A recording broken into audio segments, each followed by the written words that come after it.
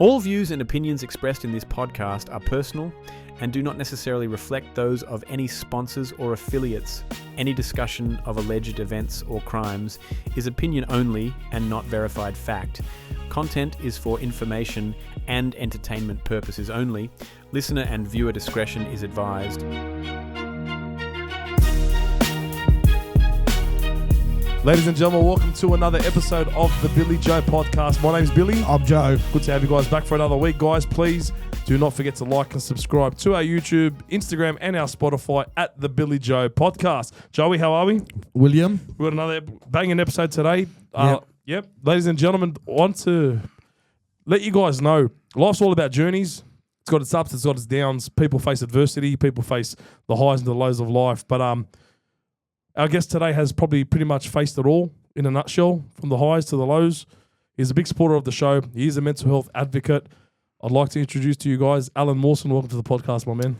Cheers, legends. Thank you heaps, eh? Pleasure to have you on, bro. It's an honour. Mate, thanks for making the trek all the way from the South Coast. Yeah, it's a journey and a half, raining. Yeah. 2.5 hours. Not long. Yeah. No, that's big respect, mate. We really do appreciate that, bro. And like, mate, thank you for coming on. We really do. We can't wait to dig into your story, man. Yeah, guys. I'm more than well, guys, I'm just over the moon to be here. Awesome. Let's go straight into it, Allan. So where does your story begin? Where were you brought up? Where were you brought up? What school did you go to? How many siblings? What was your dynamics like? Mum, dad?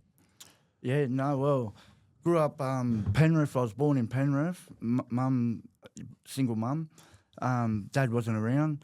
Got a sister and a brother. Other than that, I was homeless probably 11, 12, and then did my thing, left the family, went my own way, lived on the streets until, 18 basically. Got incarcerated week after my 18th. Murder was the charge. Can we slow down for a sec? Let's go back to the age of 11. Yeah, hit me. What was the cause of you leaving home at such a young age? Mum and her partner, he was abusive, and I just couldn't. I stepped up, being the man of the house, even at a young age. I was just always the man of the house, protecting my sister and stuff, and being the only male in the house. So he come along, he took that, put me in my place. When he bashed me a few times, threw me out the window. So I was. Is your stepdad? Your stepdad? Yeah. And then I just took off and then stayed at friends and families on the lounge and that. 13, 14, and then down the beach, bro. I was always down the beach at the caravan park. Yeah. There's a beach in Penrith? Nah, I moved now to Wollongong. Yeah. Oh, shit. I moved down Wollongong. Mum got me away from the abusive. She ran, because she was getting bashed and whatnot herself. So she moved to Wollongong about 8, 9, and then just wasn't still violent and that through her, and she was an alcoholic. So I just went my way, man. Yeah, and then life just ventured my way. Yeah. So what was a night like for you on the streets? What did it consist of? Lighting a fire at the beach, sneaking into the caravan park, use their showers, use their all their facility. I wouldn't, just stay down the beach and make a little shack, and just make it work. Yeah. How old are you here when you're doing that? How old? I was 12 to 13 when I first started being homeless. What do you remember anything prior to you being 11? Like from when you were say 5, 6, 7, 8? Nah, not really. You didn't have that upbringing where you played footy on the weekend or anything like that. Nothing normal. I played football, but then just I did all like as a teenager I started to play football. I reconnected with school and stuff like that. So then they helped me. I met a couple of boys. They played football. But this is all down Wollongong. So you went to school? Yeah, went to school. Ended up getting me year 10. I did that all myself. Oh, good on you, bro. Yeah, geez, they started I was kicked out by year 7. Year 8, they offered me back. It was way before what they have today. So it was a special school run by an all-boys school, Egmont Rice. And then only about 8 of us students. So just had to do 2 hours a day. It was more of attendance than completion, you Yep. know. And you completed year 10. I went there for about 18 months. Yeah, so it was all right. Got me year 10, and then from there I was still homeless. I was living in on and off in hotels through like the government had helped me out. 16, 17, but then ended up incarcerated not long after that. Did the school know that you were homeless? Yeah, they helped me heaps. They mate, without the not the public school, the one where I completed my year 10, it was a private. The government ran it, but they helped me out. They fed me. Yeah, they made sure connections so I could go wash my clothes, have a feed. Yeah. Okay. Before we get into what happened after your 18th birthday, what was your friends' circle like? What did that consist of? Was there drugs involved? Yeah. At what age did you start drugs? Yeah, well, so my friends were all like 5 years older than me, you know, so they literally were already on the drugs and, you know, the gas and all that, ecstasy and whatnot. And then monkey see, monkey do, you want to follow suit and fit in and whatnot, you know, you didn't know nothing about it.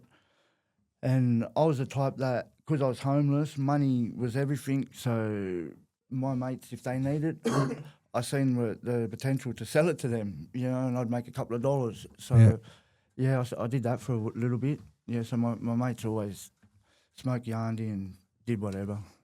I've heard that that term before. So there's a lady that we follow, Hope Richards. Yeah. She's very popular on TikTok. So she's an ex-addict. No. And she actually counts like her. What do they call it? Is it sobriety? Recovery. Sobriety days. Yeah? Yeah. So she counts her days. Yeah.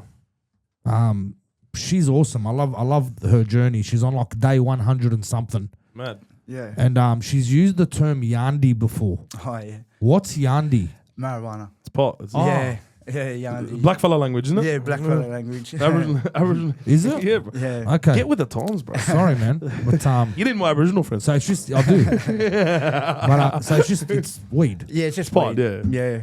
I did that for a few years. Yeah, sold it. And why not, just to survive? Yeah.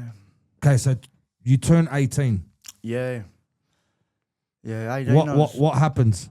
So I was in a hotel on my 18th, the most chattiest bloody hotel. It was a full junkie hotel.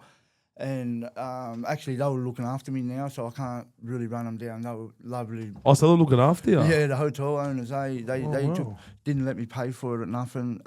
They were awesome. But because of the surroundings, you had the methadone clinic across the road. Half of the people on methadone. I'm, been there for 2 years now, 16, just turning 18. I had a fellow, whatever you want to call him, living up the next room, come in, pin me down, bloody inject me with heroin. This is all on my 18th birthday, right? And then sexually assaulted me, right, with a female, right? I know it sounds... No, it doesn't. Yeah. It doesn't, no. So, first time ever being injected with heroin. I didn't know what it was, right? And then, next minute, that changed my life still to this day. This guy just came out of nowhere, bro. Yeah, he just come marching in that door, mate, kicked that door straight in. He's obviously off his head. Yeah, he was, next level. There was 2 men and a female, so... I was 2 men?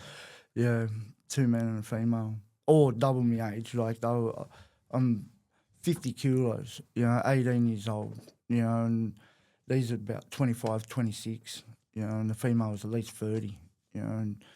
Yeah, she's the one that actually sexually assaulted me, but he pinned me down, both of them, and he got me. So what happens next?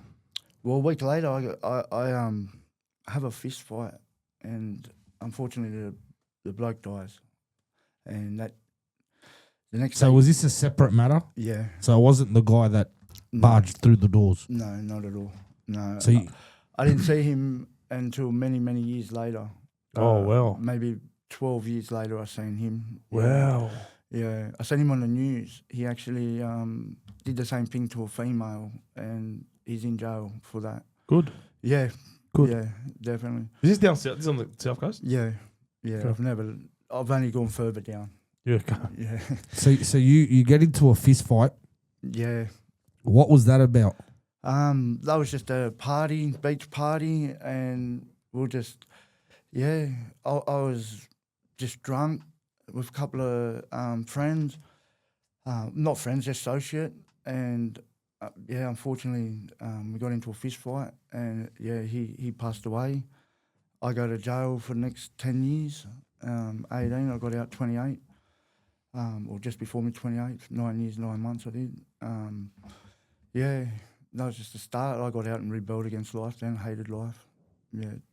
So was this guy like a random or? Yeah, he was a random. So he's on the beach and then just sucked up and then. Yeah, well, what happened was the associate that I was with, he had lost his mobile phone, and the bloke picked it up, and they got into an altercation, and I come over, helped my mate. The altercation escalated, went too far, and unfortunately. So was it the punch that got him, or did his head? Yeah, it just his head hit the ground too hard, and he died of brain damage. They had to turn the life support off. Fuck. Talk to us about prison. It's an ugly place. You go in at 18. Yeah, week Yep. after. Yeah. Never done boys' home, just straight into jail. I looked 14 years old when I was 18. Went into the main, stayed in the main, did all my time in the main. My biological father, he was incarcerated when I was a kid, so I didn't really know him. So I got to meet him in jail. Wow. Yeah. So you were in the same jail? Yeah, Can you disclose which one? Yeah, Silverwater. Oh, Silverwater. Yeah. That's a funny story. So I hadn't seen my dad, mate, since I was probably 8 years old, and then I go for a legal visit, come back, and I've got my briefs like huge, and I'm freaking out trying to just apprehend what's going on in my life right now. And the officer goes, "Well, you got a new cellmate," and I look up and it's the same last name as me. I'm thinking, I don't know, like, what's going on here? Open the door and I didn't even recognise him. I walked straight in, he's tearing up, and I'm in my brief. I was just ignoring him, and I looked up, and then I seen who it was. I could see in his eyes it was me dad. And then to be honest, it started our friendship. Like, I'd missed him, and we become best friends. Let's say that, yeah. So how long did you do time together? Well, the officers, the corrections service wouldn't let us stay together. They thought he was an influence on me, so they kept moving him. So I was only together for like 2 months. He only got to set me up a little bit in there, guide me, quickly teach me, give me a few... Teach you? Yeah, just the rules. Like, you already know the rules and what to and what not to do. But, he just linked me in with the right people, and, and then I was on my own they wouldn't let us in the centres after that together. But he got released and never came back. So he was actually, it was better for me, our friendship, our relationship, father and son, we got to rekindle, but properly, like he come, as much as properly as you can say, he came to the jail and visited me on the weekends and whatnot then. Yeah. Al, could I ask you a question? Of course. What's it like, bro, when you just, like, I want to call it innocent fun, bro, but just when you get into a blue, last thing you expect is someone to die. It's not, I wanted to hurt the man. I'm not going to shit in anyone's spot. I wanted to hurt the man. I did not want him to die. Okay, yep. I live with this for the rest of my life. That's what brings me to my next part of the question. Yeah. What's going through your mind, bro, when you hear those words that this guy's life support has to get turned off, and you're sitting in that cell, bro, or even prior? Yeah, well, it was the police officer informed me. So they upgraded the charge from grievous bodily harm with intent to murder. Fuck. And that's how I was informed. And bail refused, straight Silverwater. Yeah. Didn't even get bail. What's that feeling like, bro? Tell me about that feeling. I was scared. I was that, Look, I'm not going to lie. I was scared shitless, but I was relieved.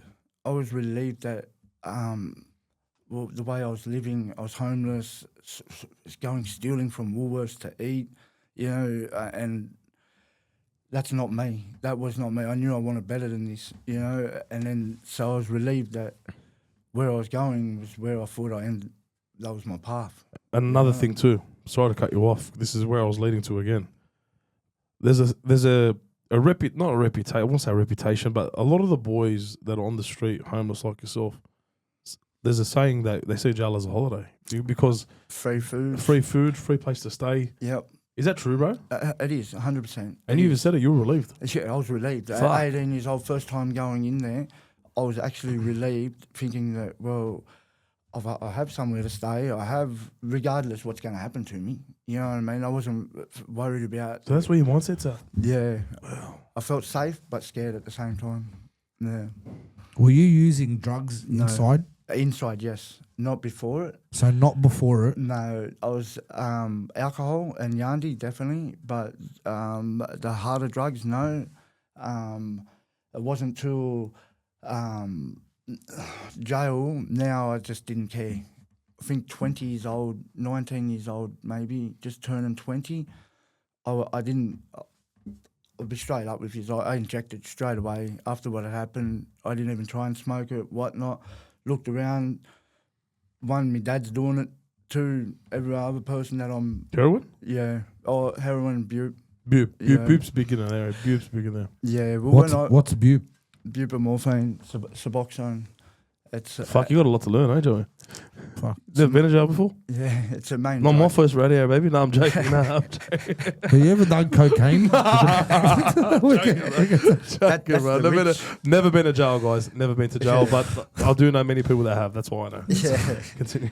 Yeah, no, buprenorphine wasn't really around when I first went in. It was heroin. So it was heroin that we were using, and then they brought out the Subutex, and we started.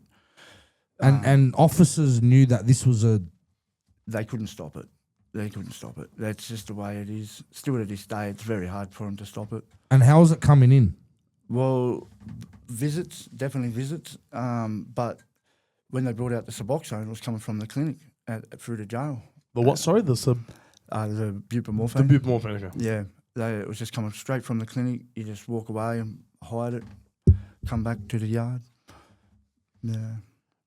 It's big in there, bro. Massive. Wow. Massive. Yeah, a lot of money today involved in it. That's why it is what it is. How long was your whack there, bro? 10 years? Yeah, 9 years, 9 months. 9 years, 9 months. Yeah, so my sentence, I ended up pleading guilty to manslaughter. I got 8 years, 4 months on top, 6 years, 9 months on the bottom, but I couldn't get parole. So I was a headache and whatnot, and I ended up doing 9 years, 10 months. Yeah. Oh, man. So you get out in what year? 2009, I got released. 2009, you're out. Christmas Eve. Christmas Eve. Yeah. That's nice. Yeah, it was. Well, So where do you go now? So I've rekindled with my mum and in jail. So I've got paroled now to my mother's house, and that didn't last long. They went back to when I was a kid, so that probably lasted maybe 12 weeks from fresh out.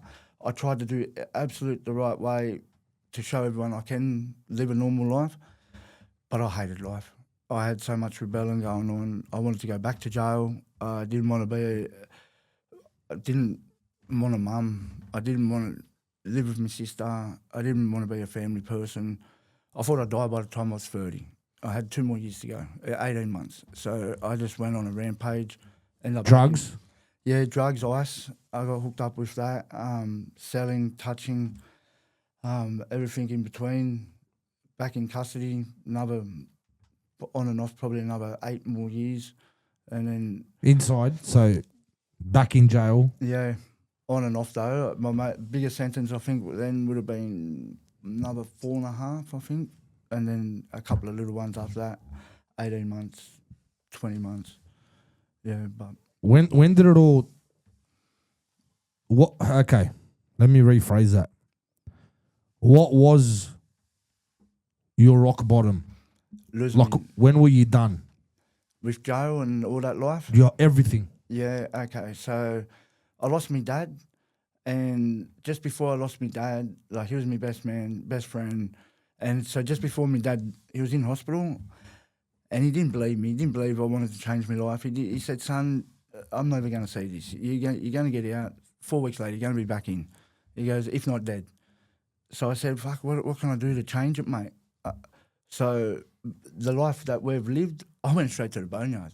I just put my hand up, lied to the officers, told them what I needed to hear, went to the boneyard to show my dad that I've given up the game. I don't care about that life, okay? And to someone that doesn't know protection in the main... That's a big risk, bro, for you. Yeah, I've just pushed away all my contacts, my whatever in my life to show the person I want to show that means the world to me. I am changed. Well, unfortunately, it was like a week later he died, and then I thought, fuck, I'm stuck in the boneyard.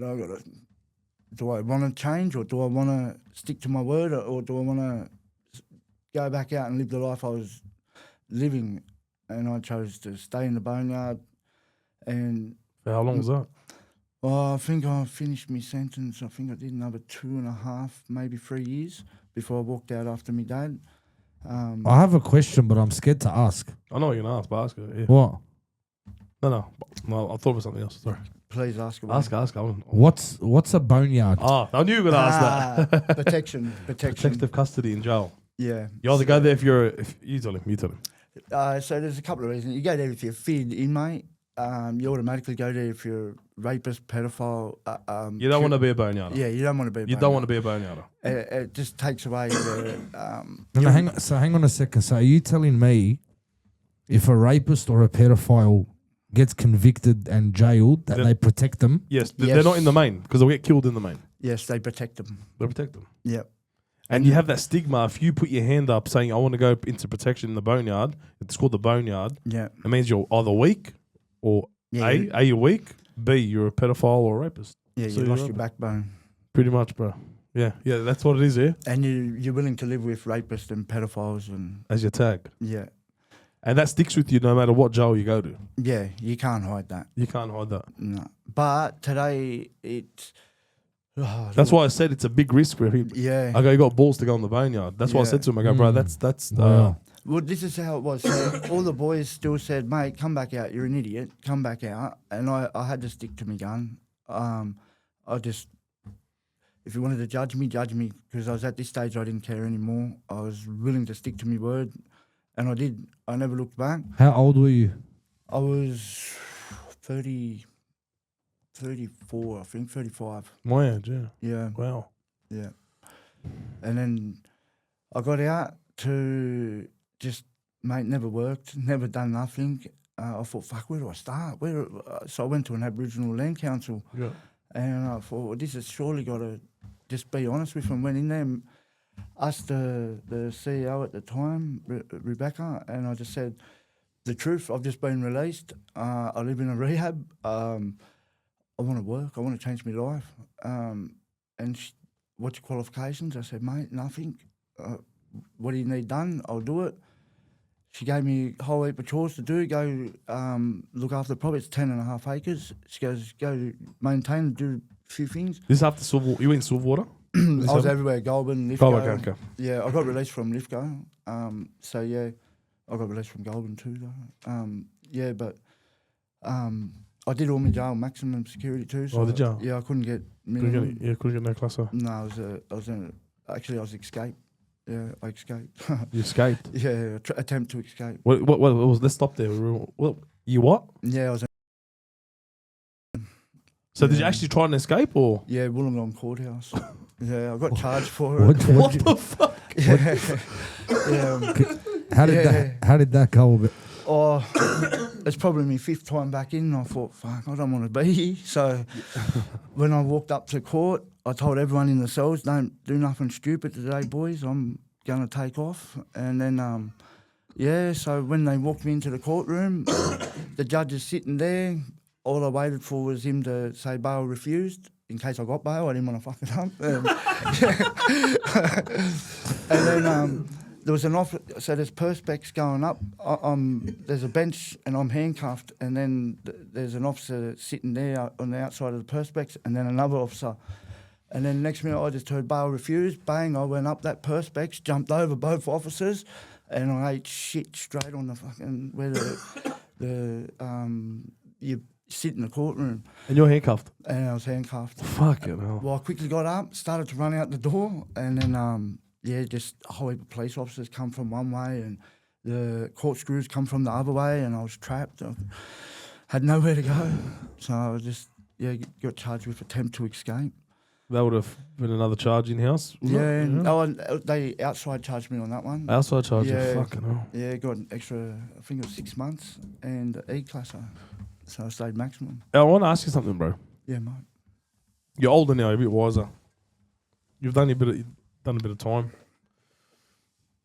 What do you advise people, like, especially the young generation, bro? Like, fuck, I'm all for Joey. You two, we're men's men. We believe in standing up for what we believe in. Don't get, like, if someone's trying to press you or bully you, stand up for yourself. I'm all about that. 100%. I'm all about that, bro. But my question here is, bro, like, if you can have your time again, obviously I know what you're gonna say, but like, how would you handle a situation where you're about to punch on and potentially kill someone without even knowing? How would you handle that now? Mate, straight out, walk away.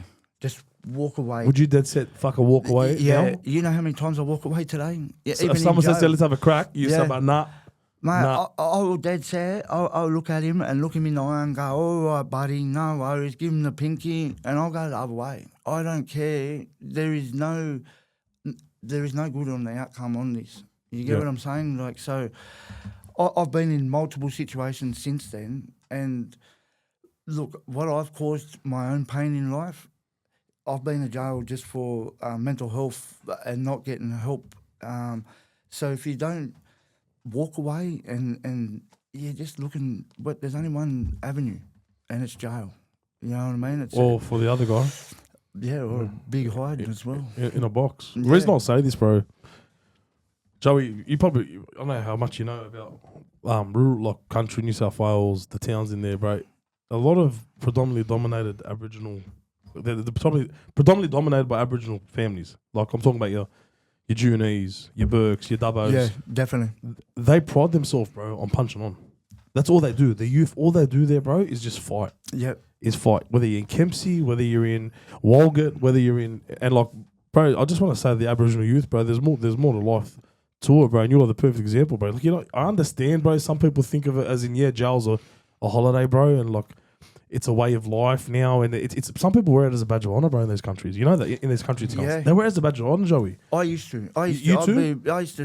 Mate, I've almost done 20 years, 17 years, and 15 of them or 14 of them were in the main. You know, I used to think, what a soldier. Yeah, exactly. You know, what a moron. Just even to think that. You know, I look myself in the mirror today. I'm a father of 3, and how far I've come. I'm a married man, met the most beautiful lady, I should say, and I will not, like, change my life for anything. You know what I mean? I keep moving forward one step at a time, day in, day out. So your advice to the Aboriginal youth in particular and the Torres Strait Islanders, the people that don't know any better, what's your advice to them, bro? Mate, get out there and ask for help. If you're struggling, doesn't matter what it is, if you're violent, if you've got outbursts, if alcohol, drugs, there's people out there that will help you. Don't be ashamed.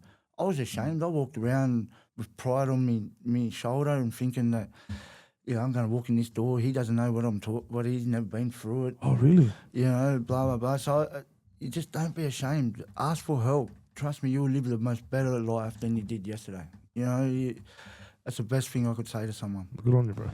Looking back now, when do you feel like mental health was a part of you? At what age? I didn't know nothing about mental health until my later years. So when I look back, I reckon I struggled from a kid with mental health. And then not knowing, well, as a kid I was getting told I was ADD, ADHD or whatnot. But, mate, I didn't know what that was. Now, 41 years old, I know exactly mental health. I know what triggers me. I know when to walk away. I know, mate, I reflect on everything. I look back how I could have handled that better. You know, so I wouldn't know where wouldn't know how to say I learned to or whatnot, because it's still a battle that I fight today. It's still everything that I struggle every day. I'm not going to lie, you know. But, yeah, it's something that you need to tune in with. So you're equipped now with tools. Yeah, definitely. You know how to deal with mental health now. Yes. This isn't the blame game. But did someone let you down along the line? Could you have received help Yeah. and could have given you a different outcome in how your life? I'd have to say straight from my parents, straight out, straight. It's like you said, it's not a blame game, but as a kid, you don't have those options, you know. So, what I try and give my kids is complete opposite. Okay, so yeah, I do have a bit of blame to my parents, but at the same time, I'm over it. There's no anger left. It's I made that decision, and I don't talk to them. It's something that I chose. Yeah, like my dad's passed away. I would always talk to him, but my mother and my sister, I don't talk to them. Yeah, so yeah. Have they tried to reach out to you? Nah, not since I got married and changed my life. They only know me from my past. They wouldn't know who I am. Do they today. live the same past? Yeah, they're still in the same world. Look, my sister's not. My sister's always been the opposite to me. She's careered, went to the Navy, and wow. yeah, succeeded. You know, but she's more ashamed, embarrassed, all that. You know, so Of your past? yeah, you know, she had to cop a bit of therapy, I suppose. For when I was all over the media. Where? Yeah, it was when the one punch law just came in. So it was 2012. Nah, it was 2002. It was 2002? Yeah, just before I thought it was all 12. that. I thought the one in the cross was 2012. No, that's before that Kieran Loveridge. Kieran Loveridge, yeah. That's when the media blew up about it. But there was a couple more before that were teenager related and whatnot. Yep. Yeah, so yeah, it made it big over the news, unfortunately, and it backfired on my sister. So she just held a grudge and still holds a grudge today. Yeah. Bro, that's their loss. That's not my loss. Mate, well, kudos to you, bro. Like, Yeah. fuck, you're sitting here, like Yeah. you're on this podcast. You've done something right. You know that you Yeah. sparked some interest somewhere for doing something positive, bro. But man, how important is it to have your dad there with you, bro? Growing up, do you reckon that was a big impact, or nah? You don't reckon? I needed that as a male. Like, I'm a man's man, so I needed that stability, Yeah. and I never got that. You know, and then Because I find that the old man can still clip you around the ears, no matter how bad he's doing in front of you. yeah, Whether he's on the piss or not or something, the man will still be able to clip you around the ears, and the son will also have that bit of respect. True, Joey? definitely. Absolutely, 100%. Yep. Yeah, but no, and guide you for work, like to set you up for life as well. You know. Of course. Mate, I wish my mum threw me down at the boat or something and said, yeah, you're going to get into tuna fishing, make some money. You know, you're a hard-headed kid, get down there.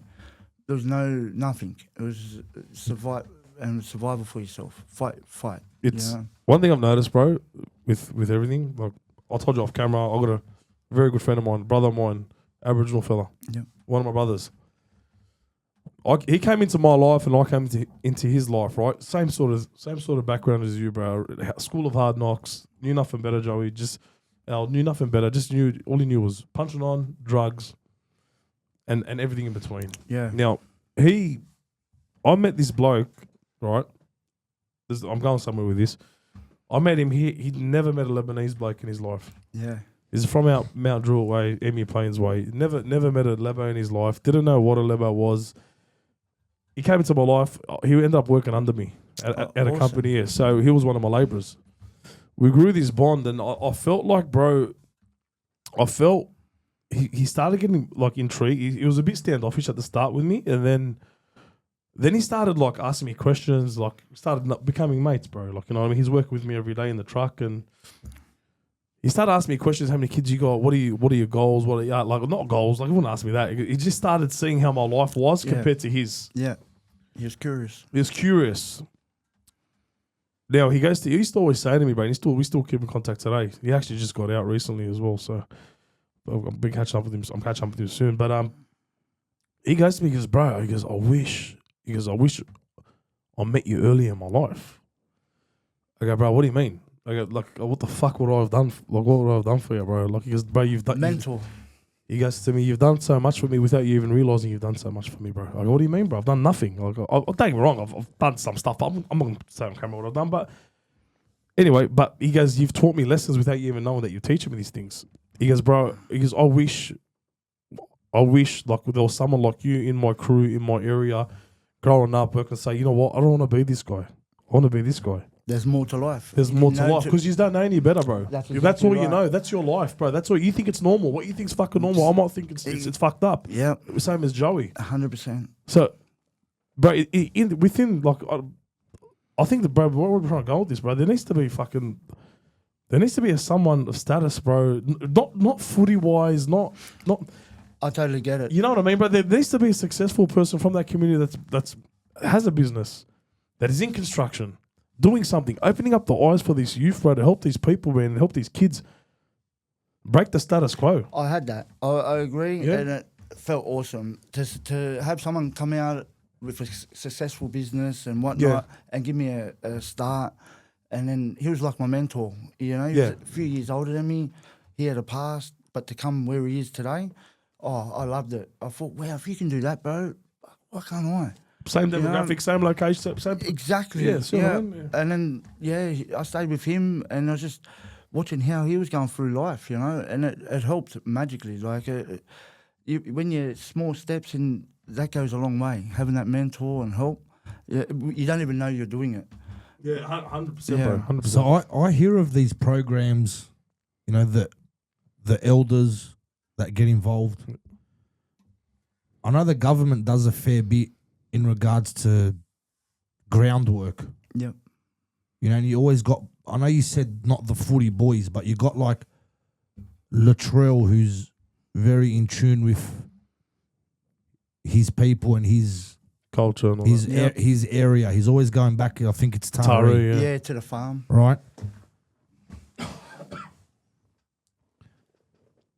Can there be more done? Definitely. I'd say definitely. And I'm only asking because I don't know. Yeah. I don't know to what extent these elders and these programs go to, but There's got to be more like that out there, because it's so hard to get linked into something with those type of boys, you know. So with myself, look, if you put yourself out there, obviously you can meet people, connect, and opportunities are going to grow. But myself, little town, not many, you know, changed my life, didn't know where to go, whatnot. So I linked in with a men's group, our real estate agent. He runs it, you know, every Thursday. So just men's group, we'll just walk in there and talk. But I go in there and try and lead the way for people that just where I've been. So if I tell my story to them, it helps them open up. So I'm there every Thursday waiting, see how many we can get in the door, and yeah, it's good. There's got to be definitely more out there though. how involved are you with your community? Or do you just, because of where you've been and what you've been through, are you at the stage now where you're just like, no, I've got to look after myself, I've got to make sure I'm on track? Or are you doing work with the community? Are you trying to... I'm putting myself out there in the community, man. Like, it's all about mental health to me. I live it, I breathe it. My family, I've put them through hell, so they've lived it, breathed it themselves. So I'm a full advocate for mental health, not just men's mental health, everybody's mental health, children, women, everything, to live your best possible life, you know. So I'm putting myself out there in my community through the South Coast, from there, and Sanctuary Point, Jarvis Bay. Yeah, I'm out there trying to put it out there and get anyone involved. Yeah. Okay, before I go back to that, sorry, I want to go back to somewhere else. I'm a bit of a jumper. Bit of a jumper. You're all right, mate. I want to ask you a question. Jump around. Jump up, Get down.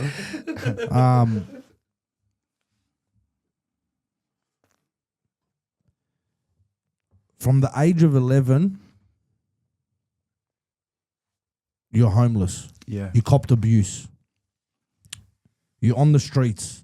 God knows what you went through on those streets.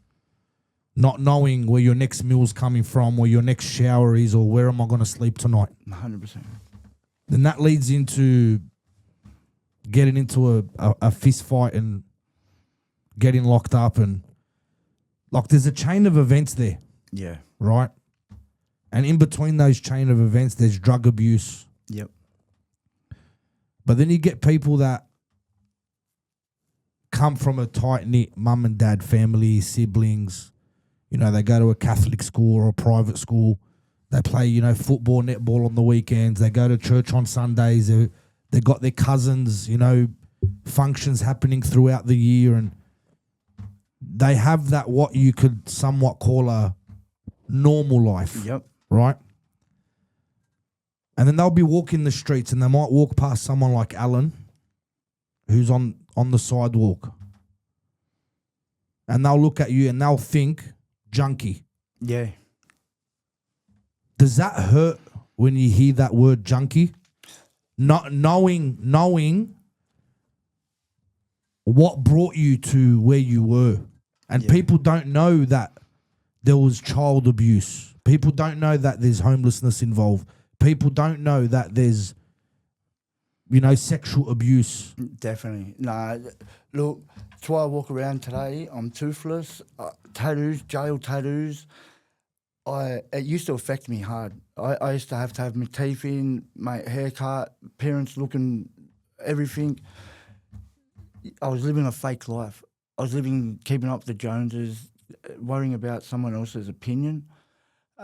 So it did hurt me hard. I used to think my own family, I couldn't even take constructive criticism. I think someone was having a go at me. I would want to attack them straight away, thinking, what? So if someone called me a junkie, I used to flip it. I used to hate it. And then it wasn't until only just recently, mate, in the last 3 years, I reckon, you can call me whatever you like, and I know how far I've come, you know, and I believe if the shoes were in the other foot, are they going to be standing tall where I am today? Are they going to be expressing themselves the way I express myself? I'm raw as. You ask me something, I'm going to be complete honest. If they don't like that, then unfortunately... You got to move on. Yeah, you know, but yeah, I still live with morals and I still live with, you know, try and keep all that intact. Like I don't let none of my morals go. I think it's just important people realise, let's not make that judgment call. I agree. 100%. Yeah, let's hold your tongue. Find out more. Pull back and find out more.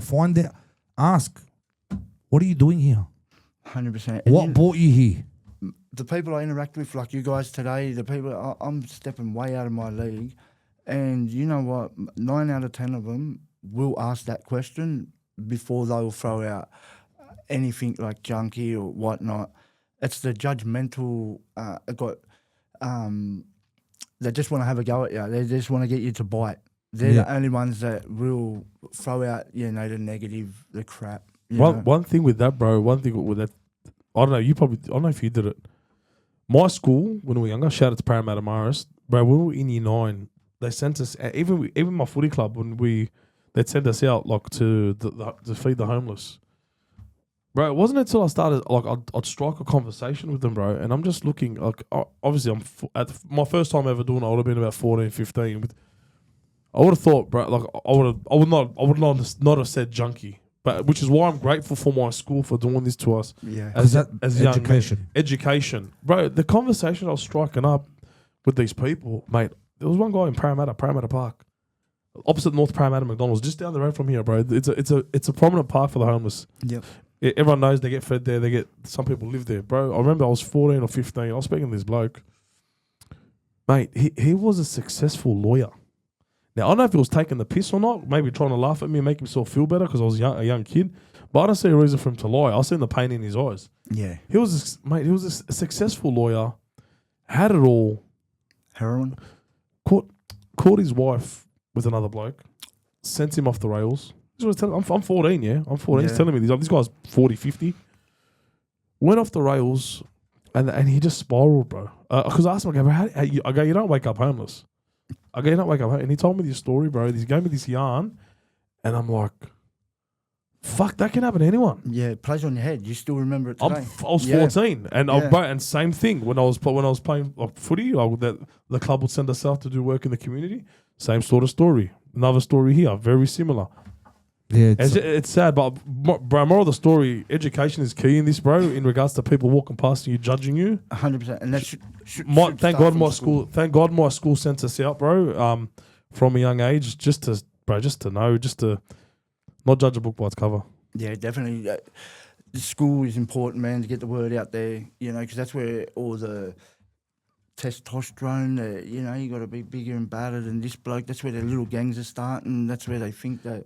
Even the private school kids, Joey, they want to fucking act like gangsters, bro. They want to, you know what I mean? Like, bro, you're not that guy, pal. Yeah. You're not that guy.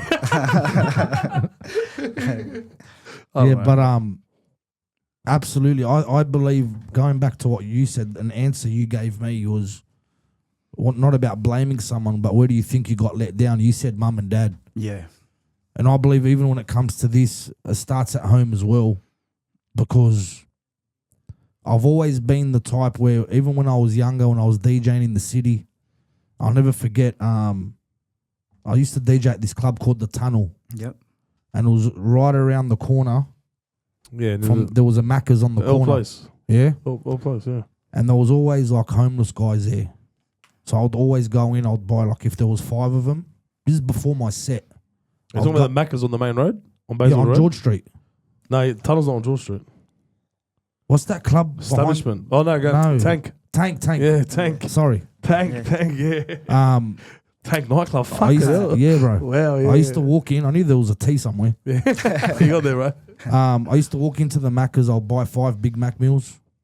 I'll come back out and I'll just drop them. Or just something I did, right? Yeah. I'd go do my set. I'd come back. High fives all around. So week after week, it was like, hey, Joey. So there was a connection there. Mad.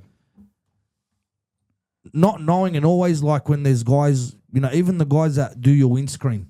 Yeah. On the traffic lights. Mate, I don't need you to do my windscreen. I'll pull my hand out, whatever change I've got, $5 note, $10 note, I'll give them, right? And then I've got my girls. I've got a 7-year-old and a 4-year-old. Oh, good on you. They're seeing these things. I think I told you this story. I was in Fairfield a couple of months ago. Great story. I'm on the phone and I'm in construction, so you can just imagine on the phone, mate, I'm like a headless chook. Yeah. I got my girl in the front seat, my other girl in the back, and I'm driving through Fairfield. I'm trying to get out of there. I'm trying to get back onto the road that gets you back down to Hume Highway. I'm on the phone and my daughter's going, Dad. And she's waving at me and I'm just going, man, just stop on the phone. She knows when Dad's on the phone, just... Yeah, it's important. Very, very courteously, just shut up, right? And she kept going. She kept coming at me, Dad. And I'm shushing her up. And I finished the phone call. I go, what, man? I go, you know, when I'm on the phone, just shut up. Yeah. I go, what's wrong? She goes, Dad, there's 2 homeless guys back there. Can we go back? I want to give them money. Like a sponge. I go, fuck. I go, look at me, the piece of shit. Yeah. Right. Sitting here, I'm losing it at her. And look what angle she's coming from. I go, no worries, Dad. So I wrap a Yui. I go back. She's 7 years old. She was telling me, Dad, go right. Go left. Because I didn't see them, so I didn't know what corner they were on. Oh, wow. So she's telling me, go right, go left, go right. So I've wrapped a Yui. Yeah. Then gone back to 2 parallel streets. She's remembered. She's remembered what corner. I get there, and sure enough, there's 2 guys there with about 15 like plastic bags surrounding them and a trolley. Those red and white striped ones, the ones they get from the... No, they were white. They were just white. Anyway, we parked the car. I get down, and I come to rip out money from my pocket. Didn't have money. I go, let's go to the ATM. Then my 4-year-old, you know, they're little girls. They think, you know, that they're teenagers. She ripped out. She had a purse. Yeah. And she goes, no, Dada. And she rips out 2 $10 notes. Oh, wow. She goes, use my money. Oh. So she gave $10 to her sister. She held on to the other 10 and we walked over. Wow. As I'm walking, I go, sorry, guys. I go, I don't mean to bother you. I go, but my 2 girls, mate, they were absolutely blown away. And I had to make it clear. I go, mate, this isn't me, yeah? Yeah. Just so you know, this wasn't my idea. Yeah. I go, this one. Mate, they were blown out of the water. And these are 2 innocent kids. Yeah. We can learn so much from our children, yeah? 100%. Remember, they're like a sponge. They monkey see, monkey do. They Absolutely. idolize you. So if you're putting out there the wrong, they're gonna follow you. You know what I mean? And that's 100%.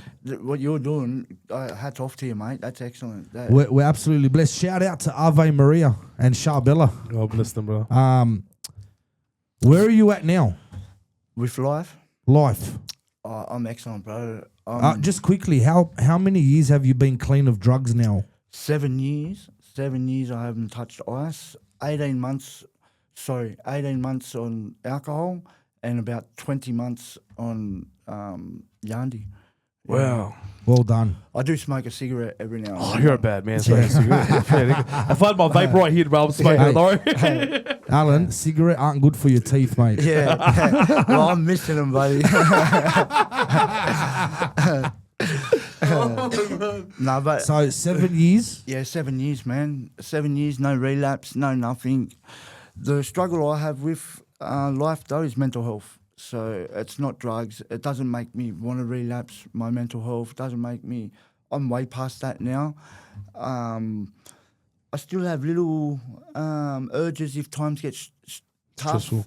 Yeah, it's stressful. But then I just blow it out the park and go, mate, if you want to keep advocating for who you are and whatnot, pull your head in. You know. So What's a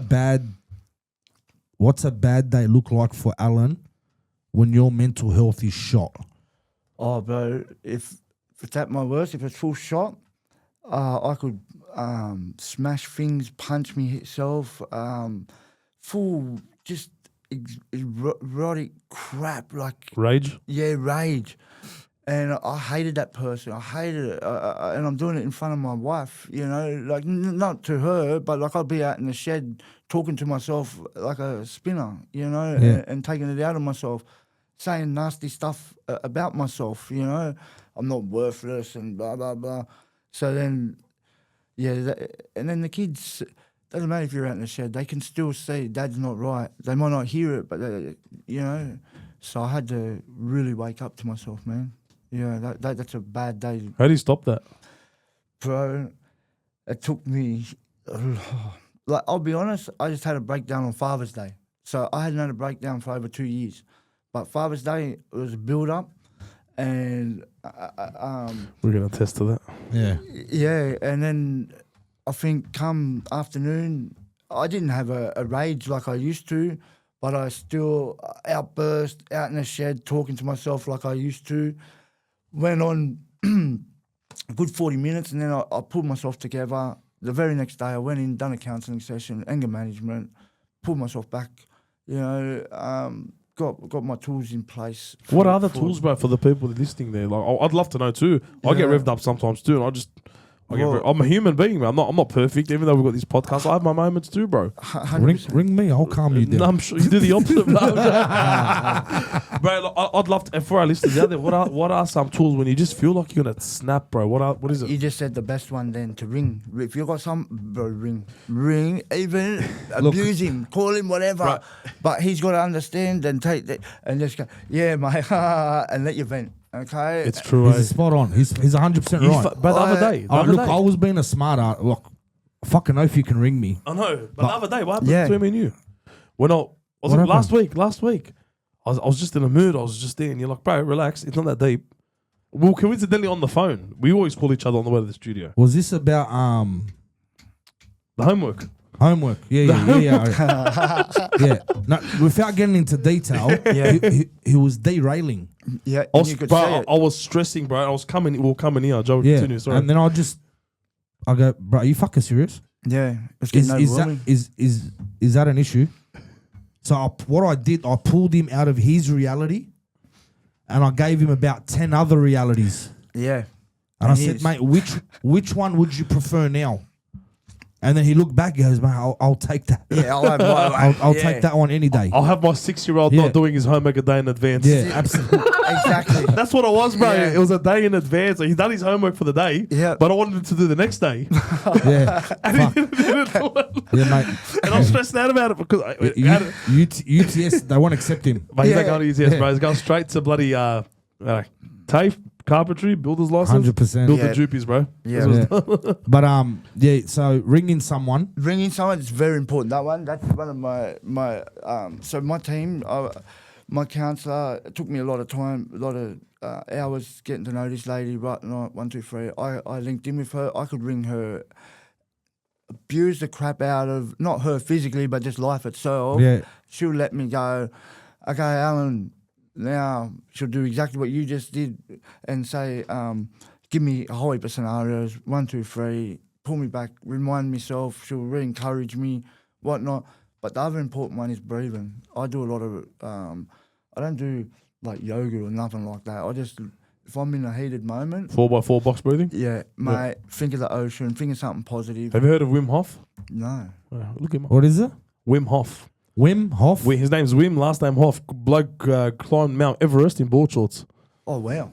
Yeah, bro. Wow. Oh, wow. And he done it with his breathing technique, bro. Yeah. It's phenomenal. Look him up, bro. I do it as well. Phil's Yeah. helps me. Oh, I will. Yeah, and then you'll find your own strategies, but me personally, they're my two main tools. And then, look, everybody's got to have 5 minutes.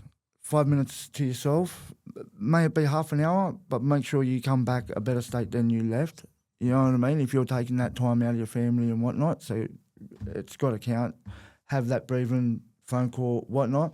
But then if that don't, for me, that's not enough. So, yeah, it calms me down, got me to sleep, got me to interact properly back with my family and eating, and anxiety didn't take over.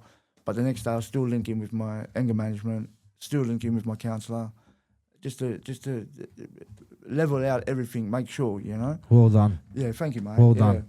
So, even though you're battling your own shit, right?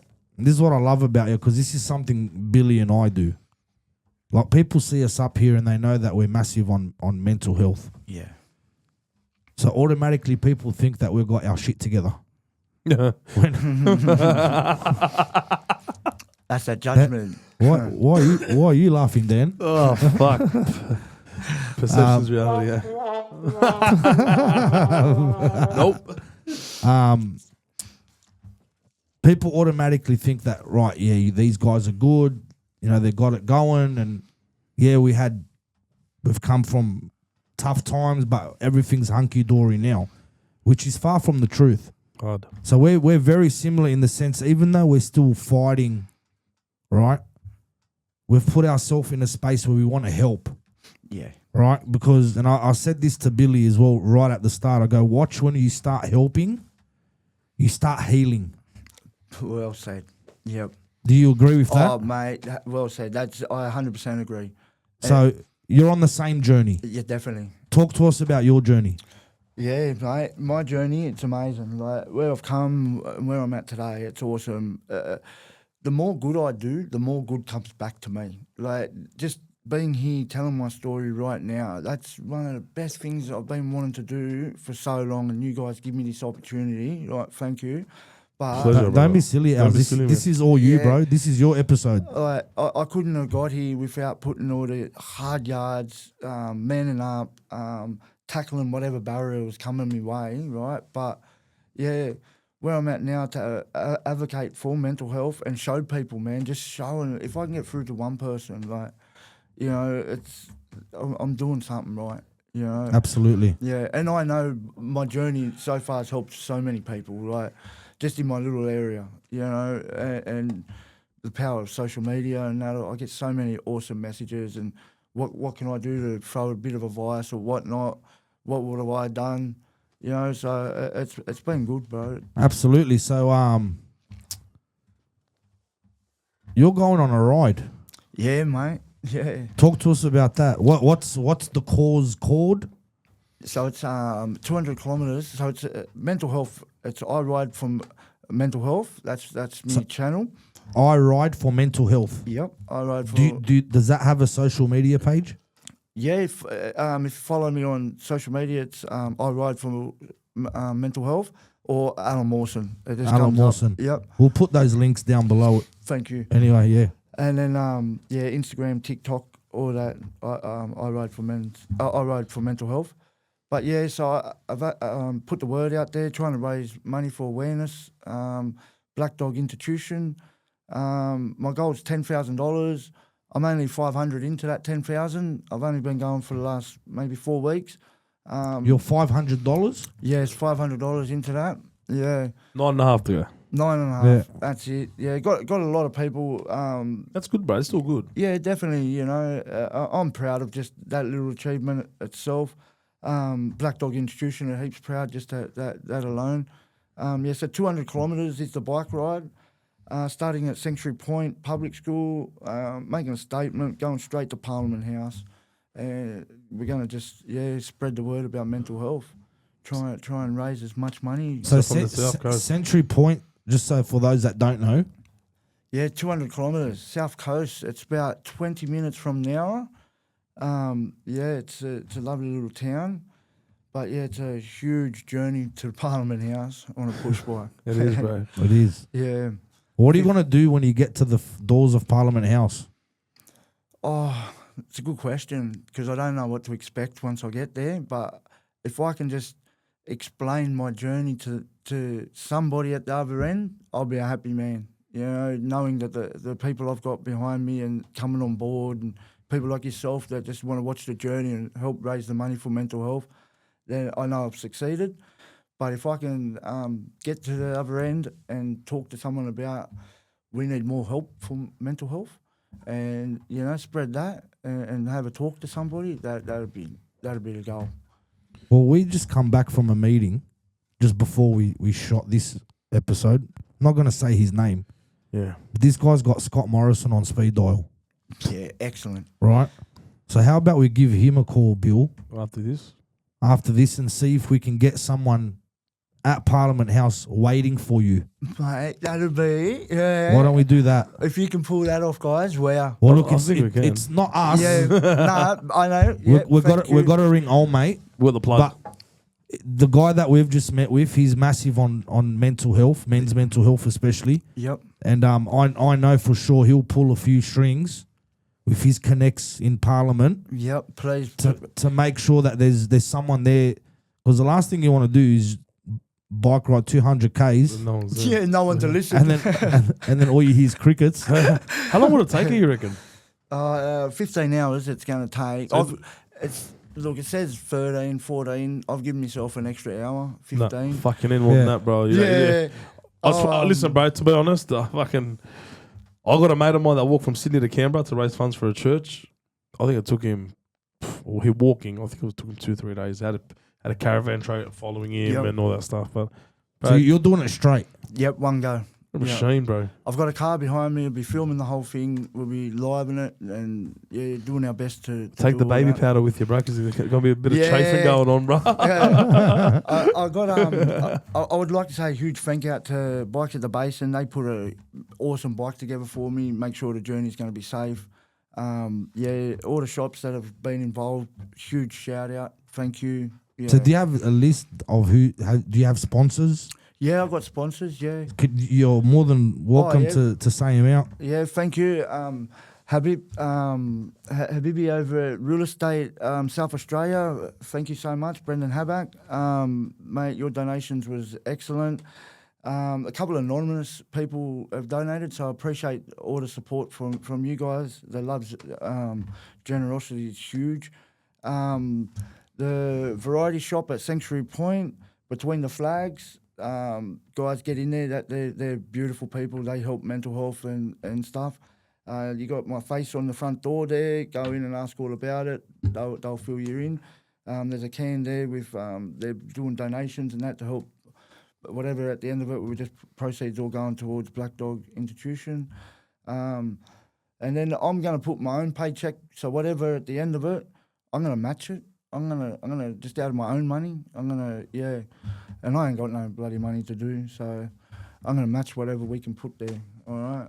Well done, Allan. Well done. Yeah. Well, mate, that's it's gonna be quite the adventure, my bro. And Yeah, mate. and hats off to you, bro. It's So what day is this?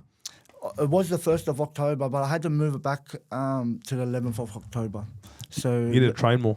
yeah, I needed to give up those cigarettes. But Give up the bungers, bro. I think I've trained like twice. I just back myself. That's all. I'm just getting in there, and between work and the kids, I'm pretty fit. I'll get out Nah, there. you're a machine, bro. You're a machine. Yeah. That's what I did. The boxing ring. But can I just ask? I got this most randomest question. Nah, hit me, mate. Growing up, bro, where you grew up, how you grew up and stuff, bro, this is how I see it, but correct me if I'm wrong. Is it a big deal if like someone had like a job? Oh, Or you know what I mean? If someone had a job, like one of your mates were 20, they actually had a job. Huge. It's a big thing, eh? that's if Random I had- question. Yeah, no, mate, that's where I try and guide the younger person, or not even younger. I don't care. Just anyone that wants to get out of the game that they were in. So that there, I got a stable job, mate.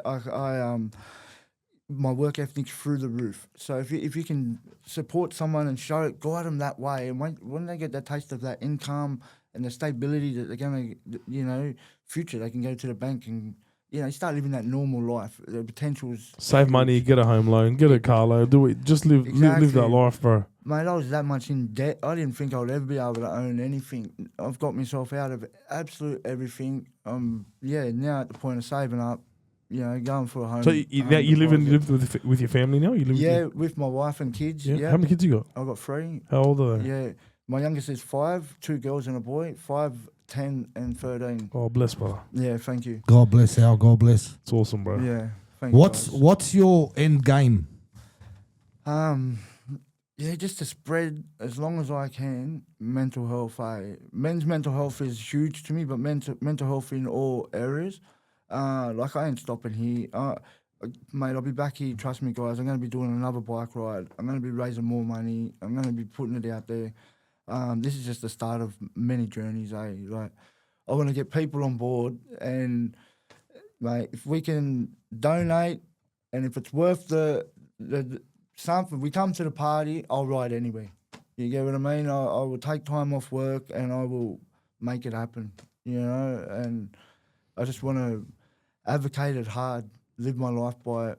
I don't want to fail. I don't want to show guys you don't need expectations either. You live your expectation. And your goals will grow. Mine are huge right now. I'm loving it. Bro, that's mad. Yeah, Can I just ask you one more thing? of course. I want to take it back to call it the year 2007, 2006. Goulburn. Goulburn. if someone was to come to you and say to you, Al, in 10 or something years time, maybe more, 20 years. 20 years time almost, whatever, maths is bad, sorry Joey. Quick math. In 20, you're going to be sitting in a studio with 2 Lebanese blokes talking about mental health, and you're going to be going on a bike ride 200 kilometres to Canberra from the south coast. What would you have said to me? Mate, I would have said you're tripping, you're a spinner. You're off your head. Yeah, you're off your head. Get off the shit. I would have said, whatever You definitely you're won't be on. hanging out those 2 Lebos, I'll tell you that much. The other stuff might be true. No, I'm joking. Yeah, whatever you're on, I'd be saying, give me some. But nah, honestly, there was no image. I was dead by the time I was 30. You had that in your head? Yeah, honestly, I was living by that life. Fuck, bro. Till I walked into that land council and asked for a job, and it changed my life. It changed my life dramatically. It wasn't there and then it stopped my life, but it changed my life. It still took a Sliding lot of doors hard moment, work. bro. Sliding doors moment. That happened. I always say 1 foot in front of the other. That's Gotta it, man. Walk before you can run. That's it, my brother. Yeah. Absolutely. Well, Allan, thank you so much for coming on, my bro. Thank you, guys. I first thank you so much for helping me spread the word. But guys, I love what you advocate for. Okay, you're are true legends. I love your podcast. all right? Appreciate you, bro. Appreciate you, brother. Yeah, keep up the awesome work, eh? Yeah. Thank you Keep so getting much, everyone man. on God here. bless, bro. God bless. Means a lot, Yeah. Al. Thank you. Nah, God bless, guys. On that note, ladies and gentlemen, another cracking episode. Please do not forget to like and subscribe to all our social media and all our streaming platforms, Spotify, YouTube, and our Instagram. On that note, I'm Billy. I'm Joe. We'll see you guys next week. Take care. Take it easy. It's the BillyJoe Podcast, where the truth gets told. Stories from the heart, yeah, the vibe is bold. Talking real life, breaking through the pain. Every single episode, a change in the game. Billy and Joe, they bring the real talk. From the struggles and the wins to the late night walks. Voices of the people putting truth on blast. No filters, no masks, just facts that last. They shine a little light when the world feels cold. Conversations raw, turning stories to gold. From mental health battles to the dreams we chase.